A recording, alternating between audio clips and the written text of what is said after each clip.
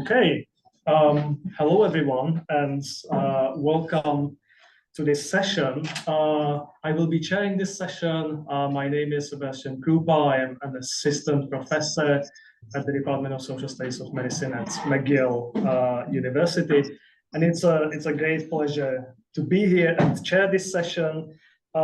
We will take questions directly after each paper, so we have roughly 25 minutes for each paper, and I will try to be ruthless and move us on if we're lagging behind the schedule. But without much further ado, let's start and introduce our first speaker, who is Adéla Jůnová Macková, who studied modern economic history at the Institute of Economic and Social History of the Charles University in Prague. Her research is focused on Czechoslovak economic, political, and cultural relations with countries in the Middle East in the interwar period, and on the history of Czechoslovak scientific institution, and especially female scientists in the 20th century. Adéla works as a senior researcher at the Masaryk Institute and Archives of the Czech Academy of Sciences, and she is currently involved in a number of projects, including history of the Czechoslovak Academy of Sciences in the 1950s and 60s, history of the Oriental Institute, historical correspondence network database, and women in the institutes of the Academy of Sciences. Today, she will be presenting on Czechoslovak scientists in the Global South in the 1960s. Over to you, Adéla. Okay, we'll try to share the screen. Is it sharing? No. There we go. Yeah, so now it's okay. So dear ladies and gentlemen, good afternoon. Thank you very much for inviting me for this conference. I would love to be with you in Halifax, but I couldn't come, so I must greet you from Prague. And I will now start on the Czechoslovak scientists in the Global South in 1960s. To start with the beginning, in 1948, Czechoslovakia became Soviet satellite, and so the Czechoslovak foreign policy subordinated to broader Soviet foreign policy goals. And we can say that the socialist bloc and the Global South became part of a project of socialist globalization I'm going to talk about. And if we can talk about the first steps that were taken, these were the foundation of the embassies and, of course, signing of economic and cultural agreements. And the first one, the real first one, was signed with Egypt, but you can see that Iraq, I'm going to talk about, was the second one, only 1 year later, and in 1962, Ghana, and in the 1960s, most of the states of Africa and the Arab states signed the cultural agreements with Czechoslovakia. And Czechoslovak Academy of Sciences got a task to research or make a complex research of developing countries. And so in 1962 was founded a committee for complex research of developing countries that was headed by a biologist, Ivan Malek. And the main task of this committee was organize, direct, and coordinate research of developing countries across disciplines of humanities, technical disciplines, biology, natural history, medicine, and agricultural research. And this committee presented a plan in 1964, and the committee coordinated all the activities concerned with the Global South. I mean, the research of Global South, also training of students and training of students in the Czechoslovak Republic, and sending researchers to these countries, and also cooperation with similar institute from the socialist bloc. We have got many materials and documents from the Minister of Education and Culture from the annual reports on scientific, educational, and cultural agenda. We can say it was a resource for official policies of health for the Global South. And in 1961, these relations started with Africa, Latin America, and now socialist parts of Asia. And it started especially in training of specialists. And of course, it was always a question of money, and because of that, the priority list was very important, because the countries on the priority list were the countries that were concerned in special years. And in 1962, you can see that on this priority list was as well as Iraq, also Ghana and other African countries, but also Cuba or Brazil. And in mid-60s, also for the Latin American countries and another African countries. And the areas of interest, I mean the areas of interest that were documented by the Ministry of Education and Culture was, of course, culture, exchanging of musicians, exhibitions or films, and of course, sending Czechoslovak scholars abroad for research or for teaching. And this is the third task, and I mean education. It's about students coming to Czech Republic who were studying at the University of 17th November. It was an ideological institute, let's say, and university professors and scholars from the Czech Academy of Sciences were sent abroad. And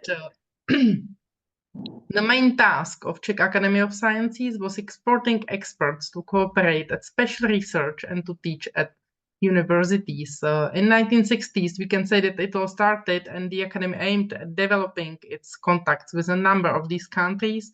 I would call that something like an enthusiastic period. You can see how many countries were in this interest of that time. And in mid-60s, we can say that developed a closer relation with selected territories. The scholars were returning to these countries to finish their research or coming back to teach more at the universities. And we can say that about 1/3 of the experts sent to the Global South by the Ministry of Culture and Education was from the Czechoslovak Academy of Sciences. And it's quite difficult to make some kind of statistics to get the real data. And I'm really happy I could make this table. You can see the total amount of people leaving abroad from the Czechoslovak Academy of Sciences between 1960 and 1970, and you can see how many of them went to socialist and capitalist countries, and how many of them went to the Global South, and then especially to Iraq. And to continue with something like a list or statistics, because it's really very difficult to have the documents for these numbers. I have got two lists from 1962 and 64 from the Academy of Sciences. About 40, respectively 36 experts were sent during these years, and you can see some of these numbers of people going to Iraq or Ghana. And I have a similar list from the Ministry of Education and Culture from 1964 then, and you can compare how many people went to Ghana, like on the whole from the ministry, and how many of them was from the Czechoslovak Academy of Sciences. But I don't have these data for other years, so it's quite difficult to make some comparison. And I would love to have these data for more years. I have them for 1966. And on the left, you can see the scientists leaving abroad, and on the right, you can see scientists coming from abroad. And if you can look at Iraq and Ghana, you can see just a few people coming to Ghana, but mainly for the long stays. It means teaching or making research, and people coming only from Iraq and mainly for conferences, not for a longer stay. And I will now start with the case study of Iraq. So just a couple of informations on Iraq and on the political situation in that time. So till 1958, Iraq was pro-British oriented, and after the first military coup in 1958, the foreign policy orientation completely changed. And we can say that it was this time when Iraq opened to Soviet and Soviet satellite contacts. And after the second coup in 1963, we can see a little bit problematic relations to Soviet satellites, but it increased again after the next coup in 1963 in November. So it's just that we have to look sometimes how the politics changed these, let's say, exchanging of professors, for example. And Czechoslovakia formally recognized Iraq in 1958, and in this year also the trade agreement was signed.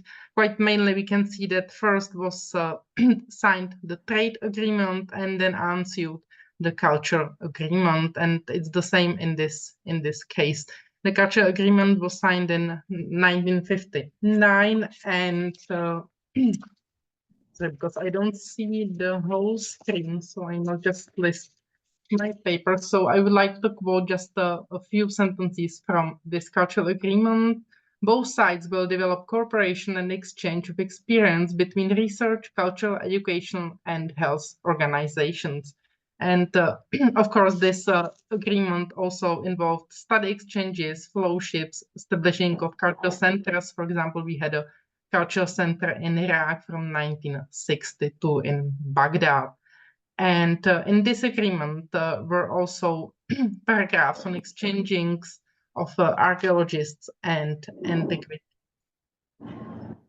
And Academy of Sciences intensified the relations with Iraq at the beginning of 1960s, and we can talk mainly about exporting experts to Iraq with all the rhetoric formulas, of course, used by the time, bringing advanced ideas in culture education for students, etc., etc. Between 6 and 11 experts was sent to Iraq each year, and we can see that about 20 of them between 1960 and 1970 were sent by the Czechoslovak Academy of Sciences. And we have got 16 reports from foreign journeys preserved in our archive in the Academy of Sciences, and 3 of them are on archaeological research, 1 on joint research with the Biological Center in Baghdad, and 12 are on the professors who went to Baghdad, Mosul, or Basra to teach at universities. And I tried to make some kind of a table that would show who went abroad and what they were doing, where they were staying, and for how long did they go to Baghdad. And you can see that about 3 of them went to Iraq for archaeological research and 1 for joint research, and most of them went to Iraq to teach. And if we look more closely on these data, so for example, just to show the people behind the data and behind the numbers. So Bohumil Soutsky was from the Institute of Archaeology. He was an archaeologist, and he came to Iraq for 4 months in 1961 and 62. He came for research. He was visiting archaeological excavations and making preliminary surveys. And also his final report talks about antiquities bring to Prague, and it should be a collection at Charles University, but I didn't find any other documents on that. And he also proposed archaeological expeditions for future as real help for Iraq, help to uncover Iraq's glorious civilization. So again, the rhetorical formulas they used. But as far as I know, no such an expedition was held by the Academy. Petr Starý is an entomologist. He is from the Institute of Entomology of the Czech Academy of Sciences, and he spent about 4 months in Baghdad. He was invited by Council of Scientific Research in Baghdad, and so the travel costs, for example, were paid by the council, and he was also accommodated by this council, and per diem was paid by the Academy of Sciences. And his research concentrated on aphids and their parasites, and it was done with cooperation of the Biological Center. So we can see a cooperation between Academy and this center in Baghdad. And as I told before, 12 people came teaching to Iraq, and most of them taught in Baghdad at university, 2 in Mosul, and 1 in Basra.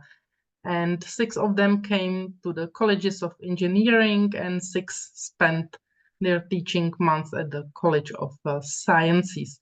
And it must be said that after the first coup, a lot of British and American professors had to leave Iraq or left Iraq on their own. And so Iraq badly needed professors coming from abroad. So it was why the Czech professors were so welcomed in Iraq and why so many of them taught. And they were not only teaching the new generation of scientists, students, but they also taught them, for example, how to work with computers or electronic devices like microscopes. And I know Professor Slípka, who was a medical doctor. He wasn't from the academy, but he's a really important person because he was also teaching in Iraq, and he came back, I think, 6 times, always only for a couple of months, but he was the founder of histology and embryology in Iraq. And as the documents I could use for my research, I was using final reports, and I was really happy I could also do oral history with 2 of these professors and 1 wife of them. And it was quite an interesting because I could follow not only the teaching and research work, but also their daily life, where did they live, how important was, for example, for their social status to use a car, and how children attended the school, and so on. So I would like to quote. It's from one of the report. It took some time to get acquainted with local manners and customs. Everything seems the other way round. They write from right to left and in hieroglyphics. Sunday is on Friday. Traffic has no rules. Coins are square, and so on. So it was also quite difficult to come to a country like Iraq, even from the socialist Czechoslovakia. And now I will turn our attention to Ghana, and again, I will start with a couple of informations on Ghana. So till 1957, Ghana was under the British influence, and in 1957, the Gold Coast, Ashanti, the Northern Territories, and British Togoland unified as an independent dominion within the British Commonwealth, and it was called Ghana by the time. And in 1960, Ghana became a republic, and the first president became Kwame Nkrumah. And again, as in the case of Iraq, the foreign policy orientation completely changed, and the country opened to Soviet and Soviet satellites contacts. In 1964, Ghana became a one-party state, and this all was finished in 1966 by a military coup. And Kwame Nkrumah by the time was overthrown. But for example, the exporting of the professors from Czechoslovakia continued during the whole 1960s. So this coup didn't influence so much these contacts as far as my research was concerned. And again, Czechoslovakia formally recognized Ghana in 1960, and the trade agreement was signed 2 years after, in 1962, when also the cultural agreement and agreement on scientific and technical cooperation was signed. And this included the scientific and technical help, export of experts in science and technology, and exchange of university professors and students. The intensive relations with Ghana started in the beginning of 1960s. Again, it was mainly the exporting of experts to Ghana, but by this time, most of the experts were in the field of humanities. I could find 13 experts coming to Ghana between 1960 and 1970, and we have 16 reports from foreign journeys preserved because some of them were coming to Ghana later on 2 or 3 times. And we know about 5 short stays, mainly for attending a scientific congress, and 5 scientific research, and this research was mainly in ethnography, linguistics, and history of Africa, and 1 joint research between the Czechoslovak Academy of Sciences and Academy of Ghana. And 5 people came to teach at the university. So again, here's a table where you can see again, the names, the long of the stay, from which institute they came from, the academy, and so on. I will talk about that a little bit more in detail, and I will start with people coming for scientific research. So Petr Zima, who was from the Oriental Institute, came to Ghana for 3 times. He undertook 3 journeys, one of them nearly 2 years old, and he was making a sociolinguistic research, and he also had a lot of time to consult with university experts, because in Ghana, most of the university experts were from abroad. More than half of them were from Europe and America.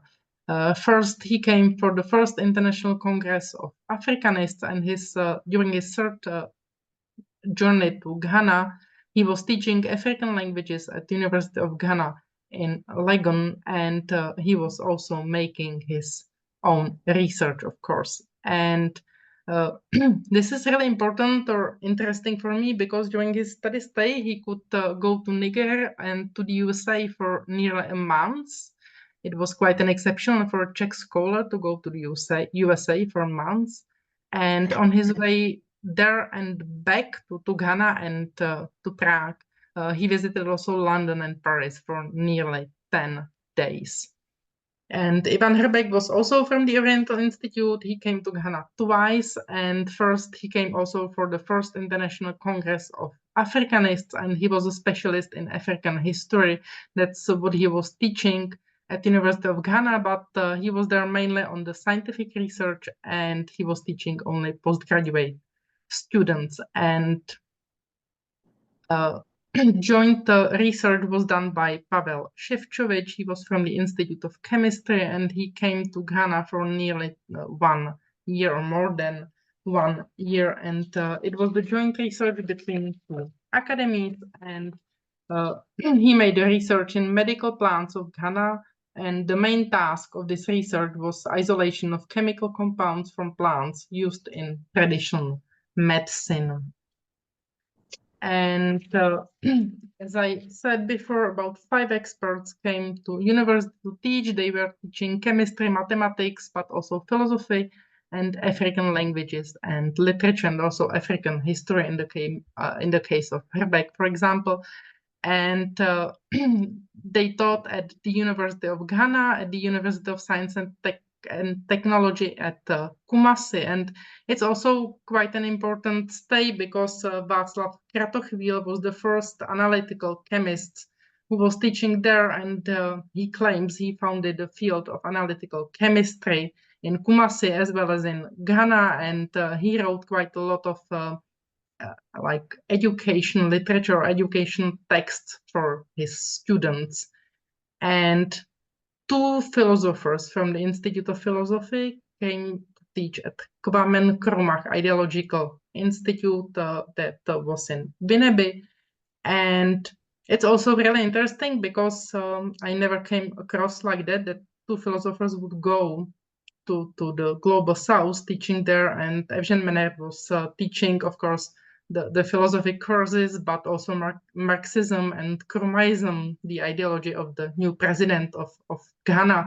It was a mix of Marxism, socialism, communism, and so on. And what is quite interesting, that this man wrote a travelogue to the west of London, na západ od Londýna in Czech. So one of my my sources for this talk are not only the final reports, but also travelogues. Petr Zima also wrote the travelogue, but I think that the travelogue written by Evžen Menert is really exceptional, because he describes everything from his teaching experience. He talks about his colleagues, about his students, about his trip to safari, for example, but he also talks about the teaching of Kroumaism and Marxism. And if you would read the final reports, you would really never want to be part of his lessons. But I think that if you would read the travelogue, you would want to attend his lessons, me exactly.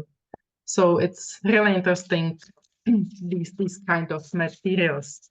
And just to be brief for conclusion, I would like to state that Czechoslovakia and the Global South became part of a project of socialist globalization in 1960s. And we can see economic as well as cultural penetration into Africa, Asia, and Latin America during these years. And the cultural help to these countries increased in 1960s, and Iraq and Ghana were countries of essential priority. And we can state that Czechoslovak Academy of Sciences successfully participated in Iraqi and Ghanaian university education programs, and also started the scientific cooperations between academies. Thank you.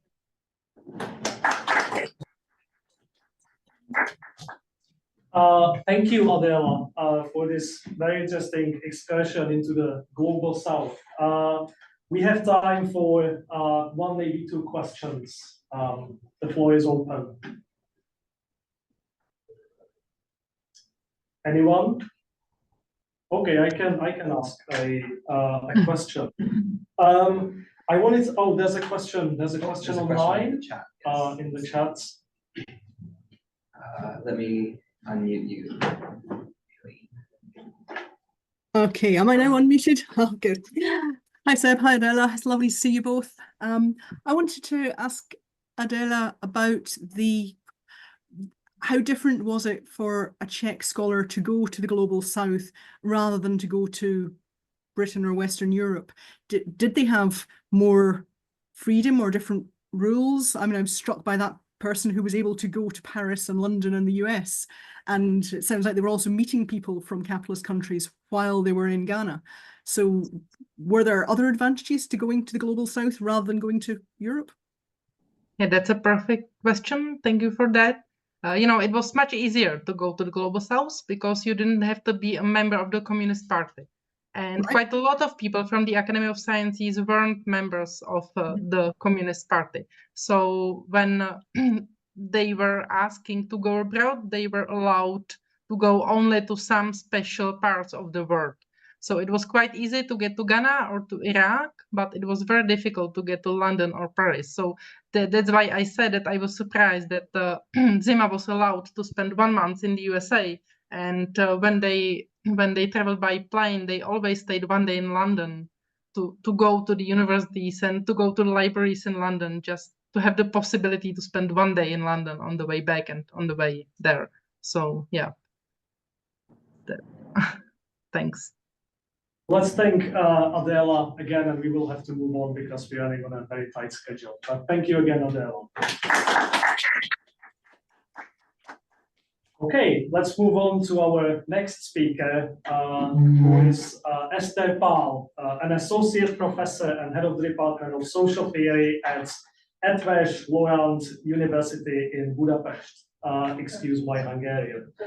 Her research areas include the history of sociology, the history and sociology of science, early US social sciences, Victorian scientific discourses, and language and science. And today she will be presenting on transatlantic influences, the circulation of academic knowledge as a discursive shift. Over to you, Eszter. Thank you for the introduction.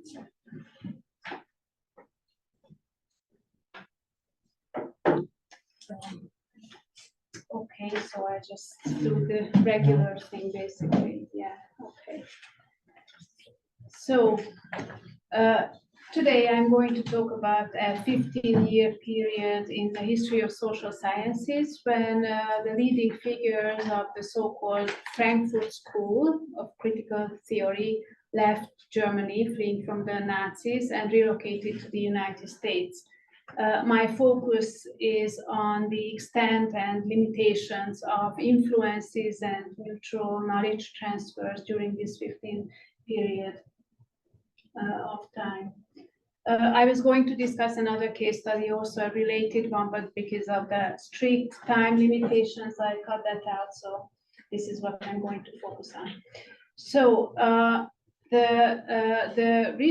my research rests on two methodological pillars. One is Pierre Bourdieu's field theory, which might be familiar to you, and I use a specific approach to discourse analysis. which is compatible with field theory, with Bourdieu's field theory. So according to these two, I study fields of discursive fields of knowledge production, and these fields can be characterized by the positions of different actors, the relationships, the autonomy of the field, the specific types and sources of different capitals that are valuable in the specific field, especially symbolic capital, which is very important, and specific habitus that the field promotes, etc. So I claim that knowing these and studying these gives you a deeper insight into the processes of knowledge production. And even though this was basically both of these frameworks were developed mostly to study fields, just a single field, but my claim, and this is what I'm going to try to present here, is to show that you can use this to study knowledge in transit also as a mutual exchange between different fields. So the fields that are pertinent to this research are the German field of social science, especially the Frankfurt Institute for Social Research within that, and on the one hand, and the field of American social science and Columbia Department of Sociology within that, and this is in the 1930s. So the Frankfurt Institute of Social Research was funded in 1923 with a big endowment of money, which gave it a complete financial independence for a long time, which is very important, by a Marxist philosopher, basically. And Max Horkheimer was not the first director, but he became the unchallenged authority and leader of this group, who was free to employ other researchers and basically determined their theoretical line. This was called critical theory, which is a Marxist framework to study social phenomena, and it was markedly interdisciplinary, and also they had projects, empirical and theoretical research projects, and this was quite innovative at the time. So when the Nazis came to power, they closed down the institute. So Horkheimer first secured their funds and moved it out of Germany and opened offices, first different offices in Europe, but figured that it wasn't going to be safe anywhere in Europe soon. So they developed a conscious plan to target different departments in the United States, the most prestigious sociology departments in the US. They put together a portfolio in which they described their own research and they emphasized their empirical research. They knew some of the American social discourse, so they emphasized the empirical research, especially the one on family and authority, which I'm going to talk about a little bit. And they kept their Marxism mostly hidden, basically. So they put together this portfolio because they knew it wasn't going to be very well received in the US. So they sent this as mailing to these different departments. One of these targeted departments was Columbia Department of Sociology. So what was the situation at Columbia? Columbia was one of the major centers of sociology at the time in the United States, second only to Chicago, basically. And their rivalry influenced the dynamics of the American social science field for many decades.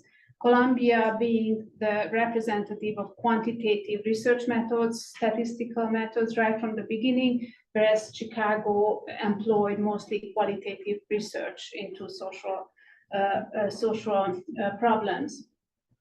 At this time, by the 1920s, Columbia department, similarly to other departments, but they became, the situation was very difficult financially, and they even had to face threats of being closed down. And they wanted to solve this problem by establishing a research center, an empirical research center within the department, which they failed, several attempts failed. So this was the situation when they received this mailing from Max Horkheimer describing a European research group of researchers who had empirical research projects and had a lot of money. And they only sought affiliation and some office space maybe. So they came to an agreement basically. And Max Horkheimer believed that this was basically with no strings attached, that he was going to be basically just geographically relocating his research center and nothing else, but soon had to realize that the American colleagues, they actually had expectations towards them. When I'm focusing on Horkheimer and Adorno as the two leading figures of the Frankfurt School also because they had a specific attitude that I'm going to describe, and you can read in this text also, that was a kind of an isolating attitude towards American social science, and also they were the ones who in the end went back to Frankfurt. And this is, to me, it's very interesting to study how this limited the transfer of knowledge while they were actually living in the United States. But I'm going to discuss this in detail. So at first, as you can see from two texts, one is a letter dated from 1943 by Max Horkheimer, and another one is a longer recollection of early experiences by Adorno. They had similar experiences at the beginning. Horkheimer describes that, first of all, he insists that he is a philosopher of, as he says, an old school of thought. That means a Marxist and a philosopher. So when he realized that he was going to have to engage in practical American social science projects, then he was kind of very reluctant and taken aback and didn't really like it. And he tried, as he says, he tried to meet these expectations, but he didn't really like this. Also, he realized this, that at this point in 1943, that this was a very big mistake, that they didn't really want to engage with university, in the university activities. This was a problem because by the end of the 1930s, their funds ran out, or at least they were not so well off financially because some of their investments didn't work out. So after the end of the 1930s, they had to apply for funds to American organizations, and that changed their situation completely. So this letter dated after this change, and by this stage, Horkheimer realized that their original stance of being isolated and not really engaging contacts, etc., was a big mistake and made it much harder for them to apply for funds. Now, Adorno describes his first experiences in the United States similarly, but emphasizes different aspects. He was invited to work part-time in Paul Lazarsfeld Princeton Radio Research Project. And Lazarsfeld was also a European migrant. They knew each other from Europe. And Lazarsfeld was a big figure in empirical sociology and became even more famous. And by this stage, he was a well-established scholar in the US. And he had this Princeton Radio project, which was developed to measure radio listening, basically cultural consumption, to measure cultural consumption. The picture shows a later version of a device that they developed, that this was developed to measure TV rating for viewers, but he was into this kind of research. And Adorno, who was basically a philosopher, and he wrote about music, jazz music, and all of that, he was employed to work in this project. And he describes that he went out to New Jersey in these offices, and he saw that these people were discussing data and statistics and how to measure culture and all of that. And he was completely astonished and taken aback, and he thought this is like squaring the circle. You can't measure culture, and what do these people imagine? And in the end, this collaboration didn't really work out with Lazarsfeld, not surprisingly, but they maintained not a very bad relationship after that, but Adorno left the project, basically. The other thing that he also emphasized was that he says that I consider myself European through and through, and that at this time he was expected to adjust to the American context, and he was reluctant. And what I want to show is that even though some of this attitude maybe became a little bit softer, this resistance, but a lot of this remained the same, and we are going to see it through texts. I'm going to just use some illustration.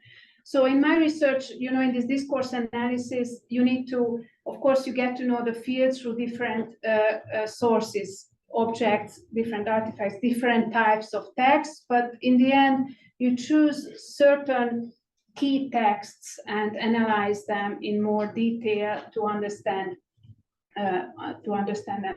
So I chose, for this research, I chose texts that were written in English. Now this is important because they actually continue to write in German. Most of the texts and their most important works, for example, the Dialectic of Enlightenment, which is one of their most important works, they wrote that during these years in German, and they continued to publish their journal in German for years, as long as it was possible, etc. So their English language texts that they wrote in English during these years targeted the American audience, which was the minority of their writings. Normally, they weren't really interested in trying to engage with an American audience. They were not trying to communicate to Americans. They try to communicate mostly to future German audiences. I already mentioned Horkheimer and Adorno, and the topic was that authority and prejudice as a topic was a bridge between the American discourse and the German one. This topic was, they started to research this topic in Germany, and they continued that in the US, so it was a kind of a temporal bridge.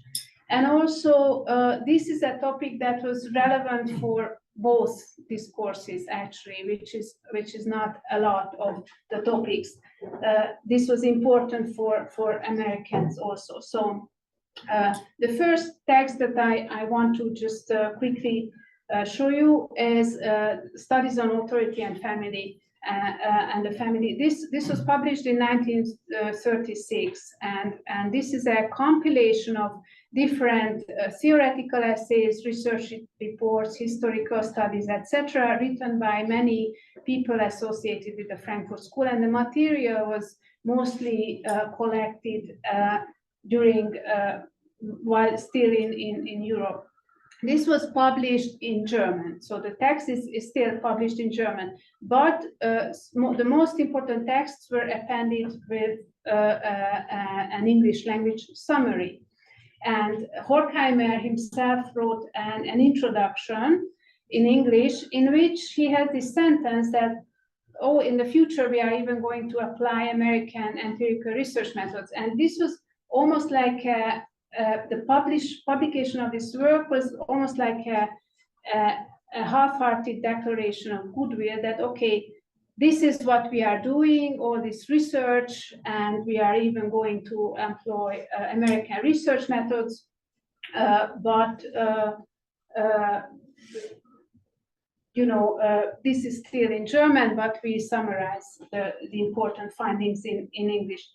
But if you look at if you compare the original text and the English language summary, then you see that, first of all, the Marxist terminology that is very explicit in the original one is missing in the English language summary, and they wrote the English language summary themselves. And also, their long-standing criticism of Western capitalist bourgeois society is also missing. It's not so, or at least it's blurred and embedded in some wider approach. So it's not just a shorter version with naturally omitted parts, but it's changed. It's not a translation. It's not really a summary. It's a shorter version that targets American audiences. Anyway, the reception of this work was very limited. So they started to, after the financial trouble started, they started to realize they had to apply for funds, and they applied for different American Jewish organizations, mostly the American Jewish Committee, and the first version of the application was published in English, research project on anti-Semitism. This contained some of the older thoughts that were not kind of forward-pointing, and I believe were the basis for the rejection of this first version of the research proposal, but they contained some of the new and mostly innovative elements also. So first of all, it still contained this criticism, which was not very well received in America, that in this case it was that progressive modern thought has an ambivalent relationship in the to the concept of human rights. This is also, you know, a linking of modern Western enlightenment and Western society and thinking to all problems, anti-Semitism, prejudice, even totalitarian regimes, etc., etc. This was explicit in this project. This was not very well received. And also they had these references to certain Jewish character traits that might explain some anti-Semitic reactions. This was not also very received, but it contained the idea that this problem needs a psychological approach, and also that it is an undercurrent in social life, so you can't directly observe it, you will need innovative research methods. So this next step, this is when they actually finally won with their application in 1943. I sent some of these documents to this virtual exhibition, so hopefully you will be able to see it at some point, and I'm not going to talk about this because we don't have too much time, and plus at this point they didn't produce a manuscript yet, but just interestingly, they had this contest so that they wanted to collect people's experiences on anti-Semitism, and they had a prize announced, and there was a board of who evaluated, and one of them was Thomas Mann himself, who was a neighbor of the Horkheimers in California. Anyway, they started collaboration with the American Jewish Committee, which finally bore fruit in the most famous book and publication that they had in 1950. This publication, The Authoritarian Personality, made Adorno's name famous as a social psychologist of prejudice, even in the United States and in the English language social scientific discourse. And in the introduction and in the text by Horkheimer and Adorno, they both describe that this requires a psychological approach to this problem because it has to be eradicated, and in order to eradicate it, you need to understand the psychological roots, etc., etc. So they justified it on the basis of practical use, which was important in the US, and it seems that Adorno himself and Horkheimer also, but Adorno was the leading researcher in this project, adjusted to methodologically. This was an empirical research and the psychological approach, all of that. But Adorno wrote a text that was never published. He intended it as an introduction to the authoritarian personality, but not surprisingly, it didn't get published. First of all, he pointed out the limitations of the psychological approach, claiming that the economic and the social bases are the primary ones. It's in accordance with the Marxist framework still. And the psychological level is just derivative, basically. And also he explicitly attacked American empirical research methods. The opinion research that was very big, that was starting to be big at the time, and community studies, which were very important during the 1940s. And he, both of these, he says that they are not very good. Okay, so to wrap it up, I believe that the reception during this 15 years of the critical theory, and generally speaking, the mutual influences were very limited, especially considering the fact that they were actually there physically. They were working at Columbia and all of that.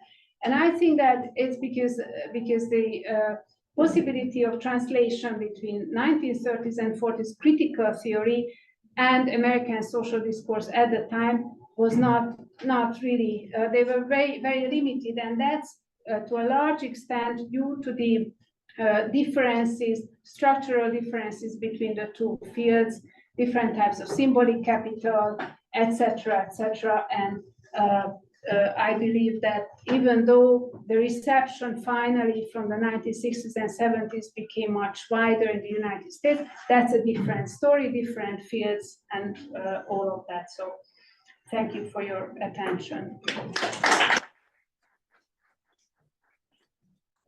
Thank you, Eszter, for this very interesting case study of the frictions within Western science and scientific disciplines. We have time for again, one, maybe two questions before, Jůnová. Thank you for a brilliant talk.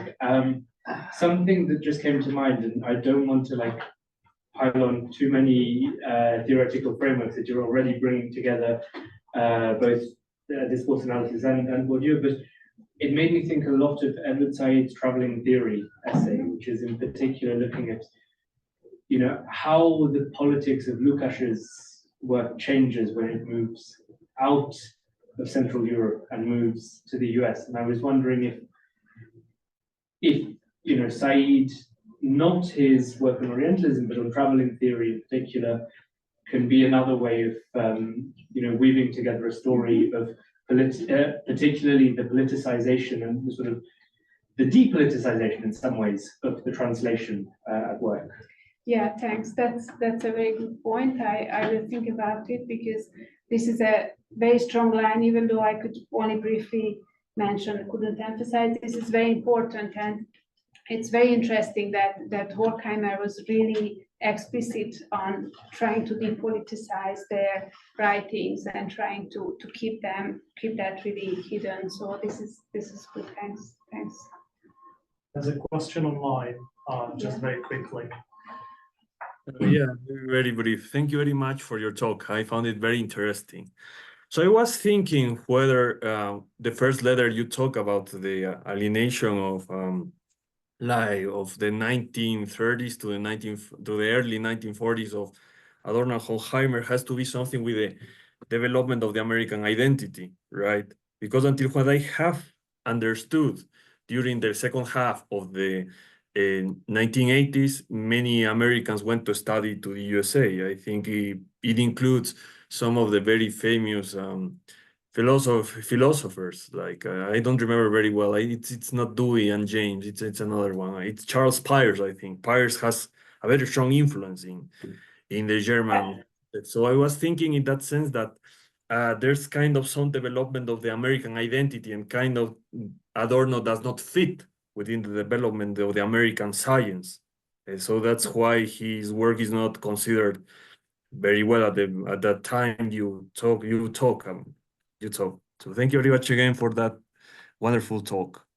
Yeah, thank you very much. Yeah, the other case study that I was going to discuss was about Georg Simmel, who was also a German social scientist, but very well received in the Chicago School of Sociology, and that was partly because the American scientists went to Germany to study, and they encountered some of the European theories, and they had influences, and they themselves translated. So central figures in the American social scientific field imported these thoughts kind of from Europe, but also pragmatism, as you mentioned, this is also very important, and there are maybe a couple of studies even on this, how Horkheimer didn't realize that pragmatism would have been a link between American social science. It could have been a link between social science and critical theory, which was also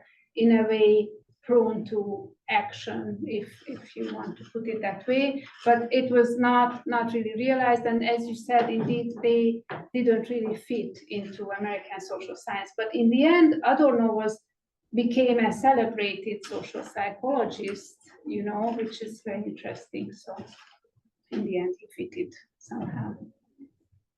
Okay, let's thank Eszter again for a wonderful Thank you very much. And, let's move on to our final speaker. We will probably run a little bit into the break. It's probably not the first or the last conference where that happens. But let's move on to our final speaker, who is Meriç Tanık, who has just received her PhD from the École des Hautes Études Sociales in Paris, so many congratulations are due.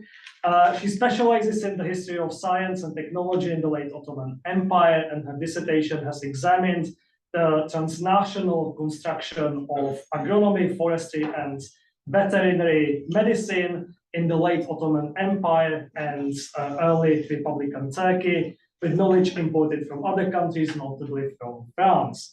From September, she will be joining Sakip Subanji Center for Turkish Studies at Columbia University as a postdoctoral fellow. So again, many congratulations. Over to you, Meriç. Thank you very much. Can you all hear me? Yes. Yes, okay, perfect. Thank you. Thank you to all the organizers, and I'm sorry to not be there with you in Halifax. It is mainly due to visa issues. So let me start my presentation. If science is idiosyncratic, local, heterogeneous, contextual, and multiform, why and how does it move across space? This question has been of great interest to historians of science and even labeled as the central question of our field by James Secord. In 1991, Adi Ophir and Stephen Shapin asked it at the end of their article without yet providing answers.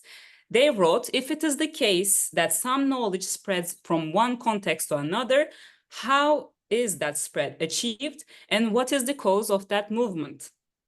In 1995 and again in 1998, Stephen Shapin returned to this issue linked to what he called the travel of knowledge. He wrote,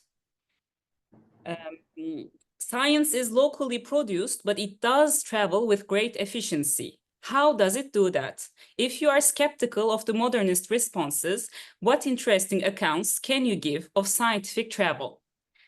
In 2003, David Livingstone also asked the very same question, only worded differently. And of course, James Secord addressed this question during his keynote speech in Halifax in 2004, which he converted into his seminal article, Knowledge in Transit, published in EHESS the very same year. So how and why does knowledge circulate? As far as the Ottomans are concerned, the existing literature most often explained the circulation of knowledge in terms of the late Ottoman bureaucrats' desire to westernize and or modernize the empire. They supposedly felt an existential threat and thought adopting European ways could be a solution to the decline of the empire. Now, if Stephen Shapin is unsatisfied with the explanation he describes as modernist, meaning knowledge circulates because it is true, the westernization-modernization paradigm remains, in my view, an equally unsatisfactory explanation. In 2004, James Secord also argued that historians of science criticize explanations of why and how knowledge circulates without always proposing a competing alternative. 20 years on, I propose a competing alternative in response to this question based on my research on the scientific encounters between Europeans and Ottomans in the field of agronomy, forestry, and veterinary medicine in the late 19th century and early 20th century. It is by adding the adjective favorable to circulation that I propose this competing alternative. I argue that scientific knowledge in the three fields I examine did not circulate because it was necessarily true urbi et orbi. If it were, Ottoman scientists would not have identified the need to reinvent it. The role of natural factors must be emphasized here. Fauna and flora are not the same everywhere, just like soil and climate conditions and endemic diseases, which can vary from one region to another. Given these differences, foreign knowledge in the fields I examine could not be all readily applied, but needed to be adapted to the Ottoman context. This is not my observation, but an emic one. Instead of referring to a need for emulating Western science, Ottoman scientists stressed the need for localizing it, which was also reflected in their choice of words, such as memleketleştirme, a term coined by agronomist Danış Efendi. Agronomists like Hayzagun Bekyan believe their discipline, unlike mathematics, cannot generate knowledge which can be readily applied everywhere, as its validity relies on local factors, what he called the local touch, mazrubi mahalli. It would be just as wrong to explain the movement of knowledge between Europe and non-European spaces, just like the Ottoman Empire, solely in terms of the imperialistic aims of the European powers. My study shows that the Ottoman government itself took the initiative in sending students to Europe and in inviting foreign experts to the empire while financing all these scholarly mobilities. My research indeed establishes that in the case of late Ottoman Empire, we should be talking about intergovernmental cooperation with European states rather than a clearly asymmetrical power relationship whereby Europe produces and aggressively exports its science while Ottomans passively receive it. Nor did knowledge circulate because of the Ottomans' desire to make their empire a more Western or modern country. How can pure abstractions, such as the desire of making oneself more Western, be the cause of very concrete actions, such as the financing by the Ottoman state apparatus of very expensive scholarly mobilities?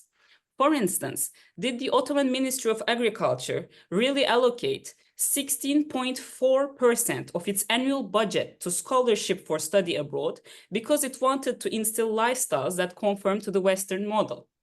For me, there are more material motives behind this.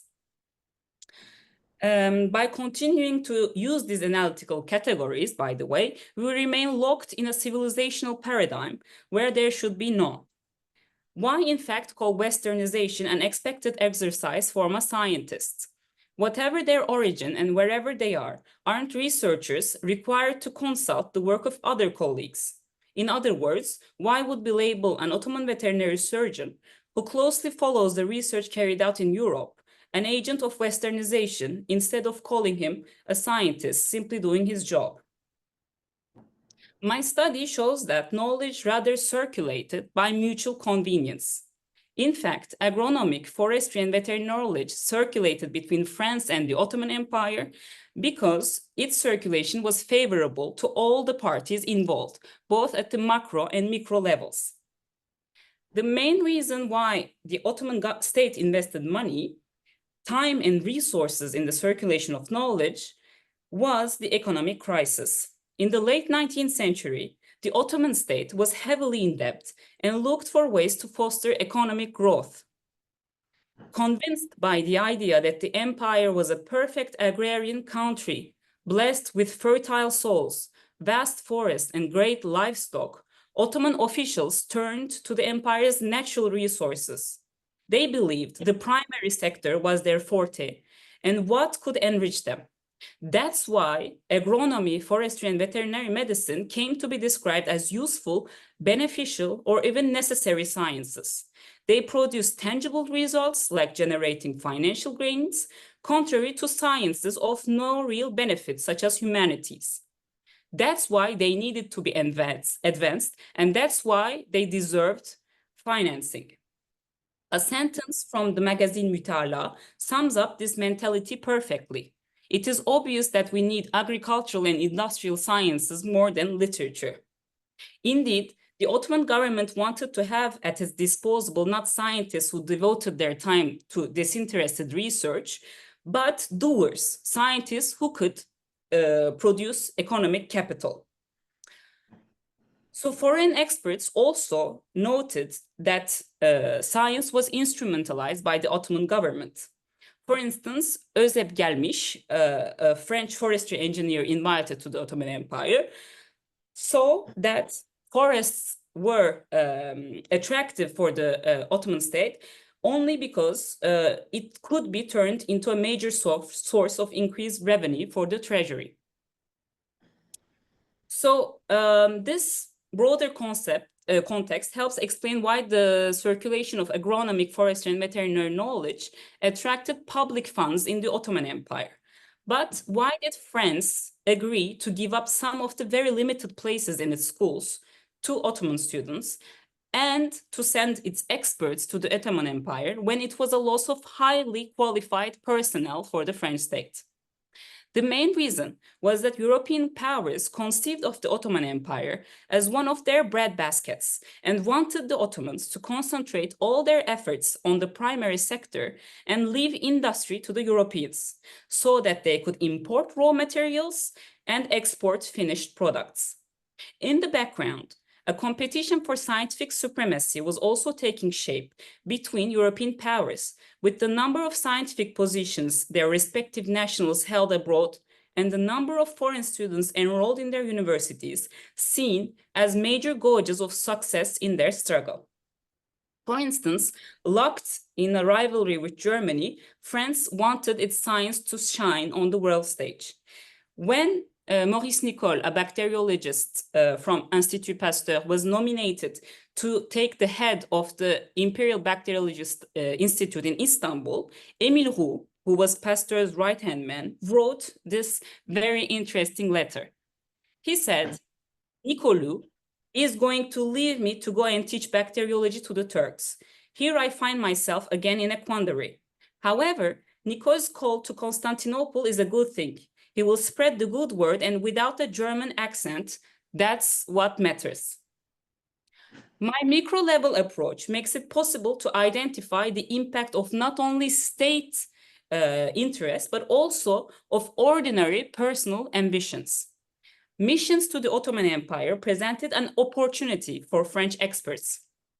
They indeed willingly agreed to travel to the Ottoman Empire because they were able to progress rapidly in their careers.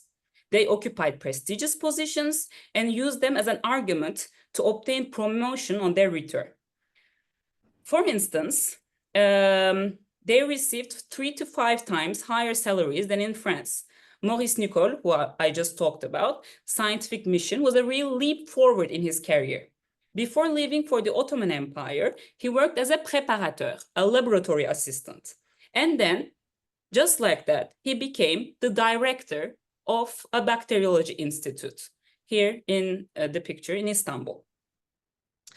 So the Ottoman Empire also offered very attractive contracts to foreigners. As Maurice Nicole received around 500 francs a month when he was a laboratory assistant at the Institut Pasteur, it is possible to estimate his annual salary at 6,000 francs. After his appointment as director of the Bakterioloji-Hane-i Şahane, Nicole's annual salary was set at 20,000 francs with 6 weeks holiday, which makes a multiplication by 3.3. This advantageous situation was not unique to bacteriologists. The same phenomena could be observed for forestry engineers. For instance, in 1866, the Ottoman government invited 8 French forestry engineers, 4 sous-inspecteurs and 4 brigadiers. The offer was very attractive. The sub-inspectors were to be paid 16,000 francs. Considering that the annual salary of sub-inspectors was between 2,600 francs and 3,400 francs in France, The Ottoman government, by offering the 4 sub-inspectors the annual salary of 16,000 francs, paid 4.7 times higher than the highest annual salary in France. Which is, by the way, why after the call for tenders made by the Ottoman government, French forestry engineers were very high in numbers in giving their candidatures to get these positions. So the selected forestry engineers also saw their career advance rapidly because of this mission when they returned back to France. For instance, Adolphe Bricogne, who held the rank of sous-inspecteur before leaving to the Ottoman Empire, was promoted conservateur just 1 year after his return, which also applied to the 3 other French forestry engineers. It should also be noted that the French scientific experts' access to a new geoclimatic zone enabled them to publish research on subjects that have not yet been explored, which gave them a greater reputation in their respective fields. It would therefore be appropriate to borrow the expression inverse dependence from Lisa Roberts. Ottomans felt the need to borrow knowledge to make advances in their science, but French scientists also needed this appeal and access to a new research terrain in order to be considered illustrious men of science. It should also be noted that circulations were also beneficial to the individual Ottoman scientists. Their ties with European scientific institutions and learned societies demonstrated that they were members of global networks of expertise. This secured them better jobs domestically and enhanced their social recognition. Indeed, a foreign degree commanded greater prestige in the Ottoman Empire, and this prestige was crucial in a context where farmers holding a deep belief that agricultural knowledge cannot be learned and researched in university halls, rejected agronomists' scientific expertise. For instance, Şevket Arı, a Turkish agronomist who did not have a foreign degree, recalled painful memories. I am citing him. At the time, neither the peasant nor even the city dweller could grasp what agronomists were. I often heard mockeries such as, "Are you learning husbandry at school now?" When I returned to my village, they would surround me and make me the object of their ridicule. "So tell us, how many stalks does the wheat have? How many lines are there on its leaves? Woe is you, you have been wasting your life in vain, son. Come here and we will teach you what real agriculture is." The backlash also came from the wider public.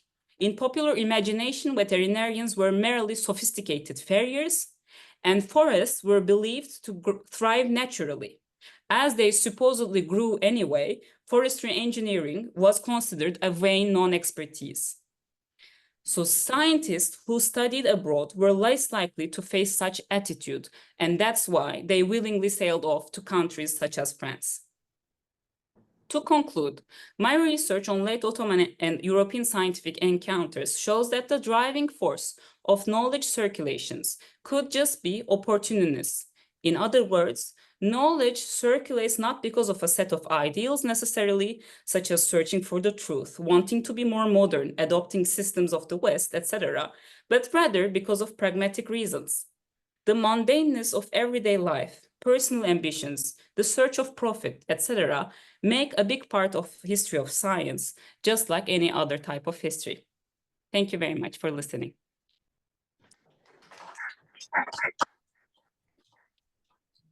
Thank you, Meriç, for this wonderful paper. The floor is now open for questions. We have a few minutes for questions. I think Javier had your hand raised, but you lowered it. Did you have a question? No, I don't have a question. Thank you very much.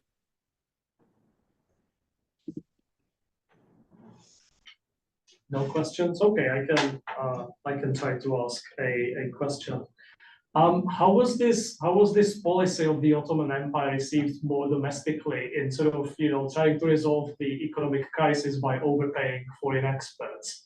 What was the reception of this policy on more local level in terms of administration. These policies face resistance locally from local administrators, local experts. Thank you very much for your question. That's a very good question.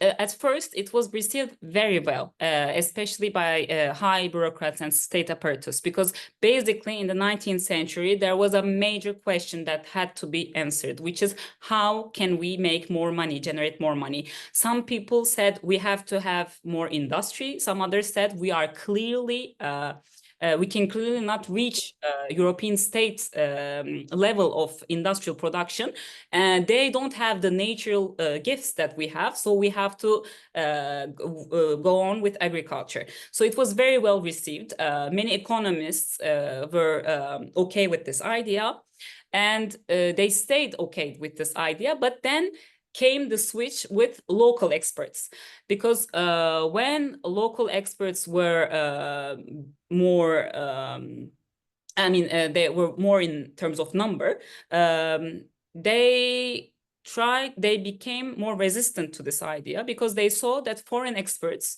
had way more salary than they have.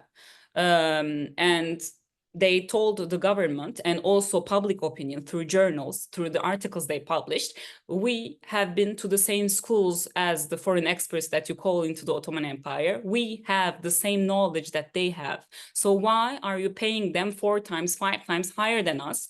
We are more interesting to you economically because you are trying to make money, and we can give you the expertise you want for a better price. So the backlash, the resistance came from the local experts than from higher level administration, I would say. Thank you.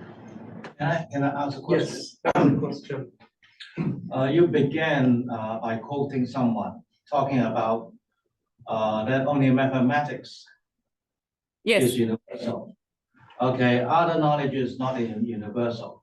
And the person you quoted talked about the local touch, right? How does that relate to what you just talked about, that the locals were getting much lower salaries than the French experts? How are the two things related? Do you understand my question? I'm sorry, I couldn't hear the end of the question. Could you please repeat? How are the two things related? The idea that knowledge is universal, and the idea about locals being paid less, although they possess the same expertise. Well, the two are not related very much. I related in terms of answering the question why and how does knowledge move. I was saying back then that it does not move necessarily because the knowledge itself is true and it's valid.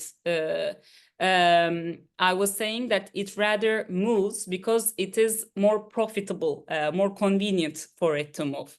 I mean, because every foreign expert's knowledge could not be used as is. To give just one small example, there was this American agronomist who were called to the Ottoman Empire to produce the same level of cotton as in the south of America. This couldn't be produced for two reasons mainly, because of natural factors, because the weather and soil conditions in the place that they were planting cottons were not suitable for cotton production, but also for social reasons, because in the Ottoman Empire, labor was not relied on black slavery as in the United States at that time.